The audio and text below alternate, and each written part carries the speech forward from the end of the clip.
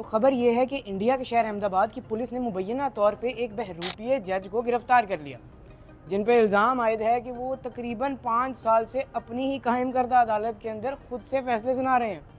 Morris Christian नामी शख्स ने अभी गुजरात के इलाका वासियों से वादा किया है कि वो उनके ज़मीनी तनाज़ुआत पे भारी फीस के एवज़ अच्छे से फैसले करेंगे। दाढ़ी हटाओ या गर्लफ्रेंड भूल जाओ, भारतीय रियासत मध्य प्रदेश के अंदर लड़कियों का एक अनोखा एहतजाज।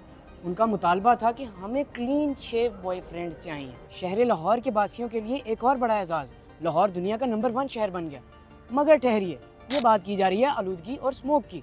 स्मोक की औसत शरह 500 क्रॉस कर गई, इसीलिए तो कहते हैं लाहौर लाहौर है। नए चीफ जस्टिस याहिया अफरीदी 26 अक्टूबर को अपना हल्फ उठाएंगे, लेकिन देखना ये है कि क्या वो शाहिद अफरीदी की तरह छक्के लगाने का रिकॉर्ड तोड़ सकते हैं या शाहीन शाह अफरीदी की तरह ख़राब परफॉर्मेंस पर ड्रॉप हो जाएंगे। बहरहाल